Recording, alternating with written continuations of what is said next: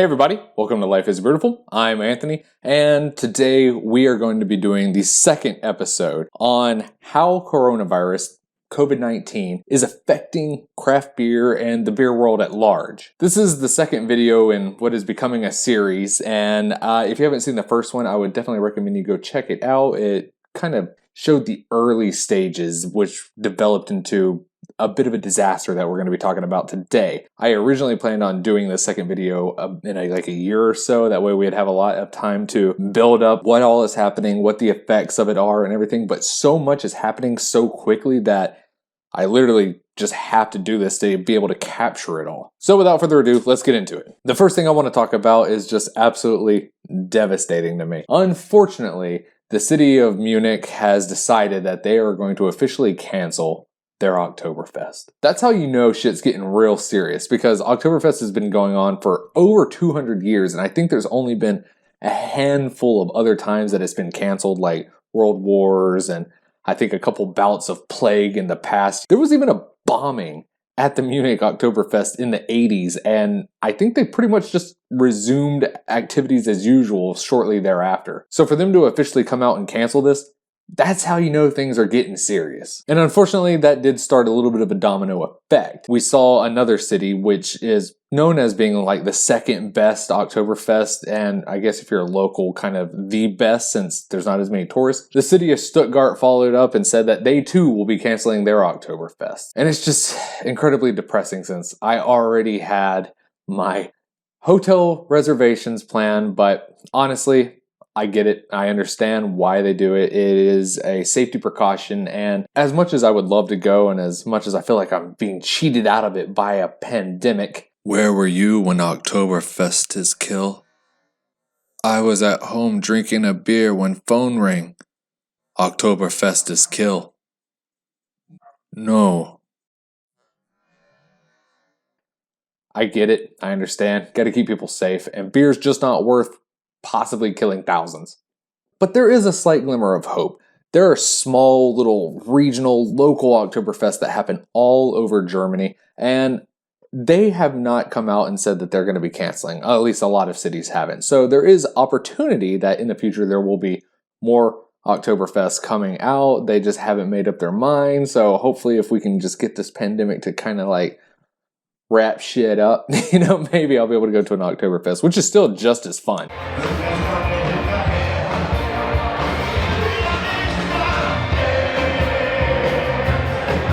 So finger crossed, we'll make it. As sad as I am about Oktoberfest shutting down, that's not even the worst thing that's happened since my last video. We are now getting our first official announcements of breweries that are closing down, citing COVID-19 as being the cause. The Argus Brewery in Chicago has officially shut their doors due to the fact that they weren't able to maintain their tap room, which was generating the majority of their income. Now, you can't 100% blame Argus shutting down on COVID-19. Even the owner of Argus Brewery said that they had been floundering for several years due to the overinflation of competition within the area. And it was just the tap room that was kind of keeping them afloat, and with that being shut, there's just no hope of ever being able to open up again. But Argus is not the only brewery going through these troubles. Back in Germany, the Wernecker Brewery down in the Bavaria region have been operating nonstop for 400 years, and they too have decided to officially close their doors, citing complications with coronavirus. However, very similarly to Argus,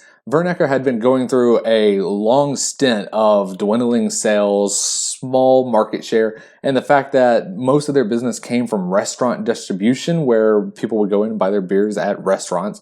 They haven't been able to do that since all the restaurants over here had been shut down for so long, and it just was too much of a burden for them to be able to bear. But I do think these two instances show something very interesting. It might not be as prominent now that businesses are slowly starting to open up, but if there is a second wave, I think the weaker breweries who are already struggling regionally and locally due to competition from bigger breweries and other local breweries, the weak links, they're definitely going to be the ones that go first. We're just seeing the first couple here and there popping up, falling to the unfortunate economic burden that Corona-19 is causing. So with a lot of analysts predicting there could be a second wave, I think we too will see a second wave of breweries closing around the world due to the lack of income that's being generated in restaurants and in their tap rooms, since there's so many breweries that are very heavily dependent on their tap rooms for their main source of revenue. In fact, the Brewers Association came out with a statement saying that over 60% of breweries don't think they would be able to stand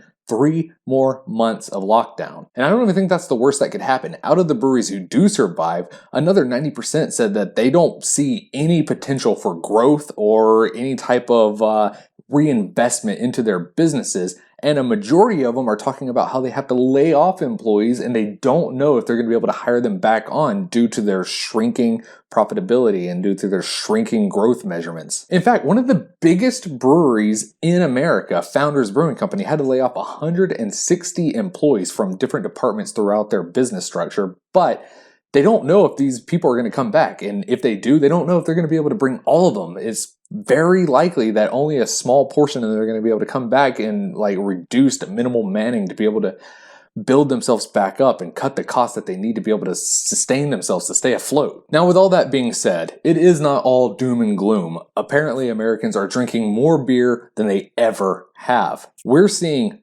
peak sales numbers for breweries who are being able to offer distribution or beer to go services. So those breweries who are able to adapt, who are able to adjust and be a little bit more flexible, it's most likely that they're actually going to be able to survive and come out probably not ahead of this, but definitely better situation than some of their counterparts who failed to do so. Going a little bit more internationally outside of Germany and America, we saw 2 interesting things happen both in Mexico and in South Africa, and probably a couple other places as well.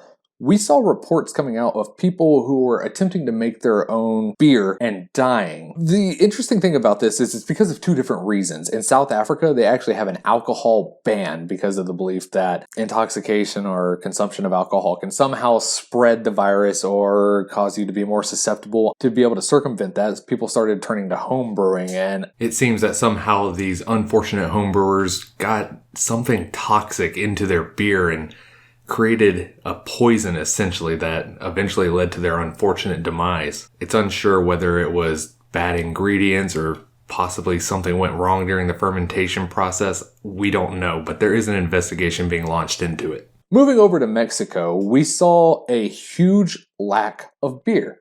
It wasn't a ban, it was just a complete absolute sellout. Corona, Constellation brands, and I think a majority of other breweries in that region of Mexico, they stopped selling or distributing or producing beers because they were deemed non-essential or whatever. And specifically in Tijuana, there was just so much beer that was just taken off the shelves that people were just 100% left without anything to drink. And the officials, the police, actually had to come out and say, stop wandering the streets trying to find beer. To circumvent that lack of beer, people were trying to brew beer and they ended up dying themselves. I've been a home brewer for a very long time, and I'm not going to lie to you. I have almost killed myself and a couple of other people that were brave enough to try some of my earlier beers due to lack of information. People will always tell you, oh, there's nothing harmful that can be in beer and it can kill you or make you sick, whatever. That's not fucking true. If you do everything properly, probably not. And if you're using good, true ingredients, probably not. But it's still possible. So what I'm trying to get at with all this is that I know that there might be a lack of beer, whether it be for governmental restrictions or due to a kink in the distribution and production chain, right? There might be something interrupting producer to consumer. If you don't know how to brew beer or distill, now is a good time to learn, but make sure you're doing it properly, you're doing it safely, you're using quality ingredients to the best that you can find, and just do a little research into your equipment and your products before you just get a little too crazy, because I don't want any more people dying in the attempt to brew more beer. Just wait for things to ease up, just chill, stay at home. I know it sucks staying at home sober, but you just kind of got to do it. In conclusion, what I want to say is that yes, the beer industry is starting to see the first ripple, and things are probably going to get weirder and harder in the future as businesses continue to try to adapt and try to change and try to figure out what this new post-pandemic world will look like.